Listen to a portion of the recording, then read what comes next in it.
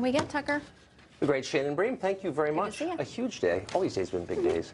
So what's next? Tonight we're asking what's next for the effort to delegitimize the presidential election. Some in Congress are demanding that President Obama brief them on Russian interference with the election. They say that, quote, the Russians, quote, hacked our democracy, and they're mad about it.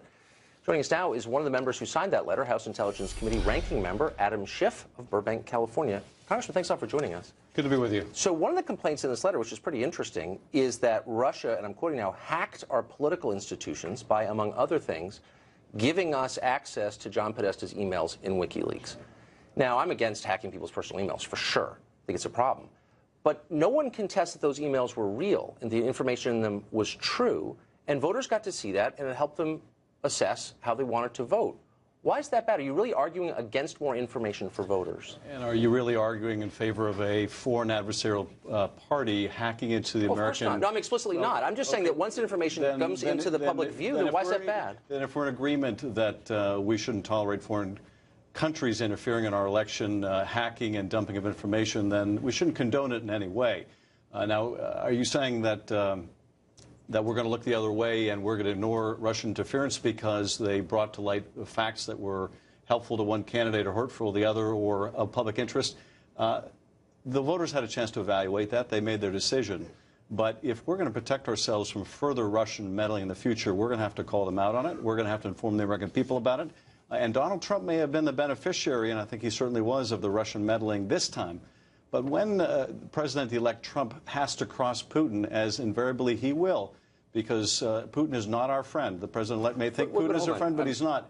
Then he may be the subject of the same interference. I get it. Nobody's for hacking. Let me just make one clear point. You don't know that Vladimir Putin was behind those hacks. Well, we do know this, and I can say this. But you don't know that, so let's not pretend that you do. Well, let's not ignore what the Secretary of Homeland Security and the Director of National Intelligence said publicly, which is that these hacks were of such seriousness they could not have taken place without the approval at the highest levels of the Kremlin. That's speculation, and we've seen a lot. Well, it is speculation. It is not speculation. You can only say speculation. It's a statement of fact? It is a statement of the intelligence community's best assessment. Okay. And but you can quarrel with that because there's a political reason to do it, but this is what the intelligence professionals are saying. Well, they've told us a lot. You know, I've lived here a long time. I remember vividly the massive stockpiles of WMD in Iraq, which the intelligence community assured us were there, and they weren't. So, pardon me for my skepticism. I think it's a patriotic position. But let me just say this: we know. Tucker, let me just say this: you don't have to take my word for it. You don't have to take I've been following, but here's what I don't get. There's been a lot of hacking. Ask the Republican members of the Intelligence Committee. But here we've had hacking think this is in dispute. of the Pentagon, the White House, the State Department. The CIA director's personal email was hacked. We think in some cases by Russia. I don't remember you holding a press conference and saying, hey, Obama administration, your cybersecurity is pathetic. In this letter to the president, you don't mention the fact that American cybersecurity is inadequate, that the administration is partly responsible for allowing these hacks to happen. Why don't you mention that? You haven't been watching the opening hearings. I don't think you have, because if you had, you would see me pressing the administration on the failures to protect our data, like the OPM hack, taking issue with the level of our cyber protection, which is wholly inadequate. You wouldn't see the statements I've made in connection with the intelligence authorization. Then why not mention it in this letter? Because this letter was about Russian meddling. And if you don't think that's significant, that a power that is an adversary of ours, that's bombing civilians in Syria right now, that's invading its neighbors, is also interfering in our political processes, as well as our allies. But if you don't think that's serious, it's hard for me to imagine you are in the same party as Ronald Reagan. I'm confused by what you're alleging. So you're saying that you believe the Russian government hacked John Podesta's emails and that voters knew too much, okay? Then you're saying what? That they hacked voting machines? I'm not saying the voters knew too much. Well, what are you saying? What are you saying? If the Russians hack into your emails and disclose... Which I'm against, by the way. And I'm against, too. But if they did that and disclosed things of public interest, I wouldn't seek to justify it. But I'm not justifying it. I would still want to condemn the Russians and protect us. I'm going to keep you here until you answer this question, which is, how specifically did the Russians make this election outcome different from what it would have been otherwise? How specifically did they, quote, hack our democracy? We will never know, whether this was determinative any more than Director Comey's involvement in the election. The means they used were hacking into democratic institutions and the leaking of documents designed in the primary process to sow division between the Clinton and Sanders camps, something we saw actually took place as a result of that. And then in the general election to attempt to discredit Secretary of State Clinton in a way that would harm her and would help Donald Trump. How did they do that? Well, it was pretty obvious, wasn't it? They hacked, they released documents that were real. Oh, yes, they were real, and they were ones that were damaging to Secretary Clinton. Can you point to documents that they disclosed that were damaging to the Republican Party? Let's just get to the bottom line. You're upset because you think this affected the election. I get why you're upset. But are you arguing that voters, and other reasons too, but are you arguing that voters should not have seen that information? This is an important point, though. It's not just the fact that it damaged the candidate I was supporting.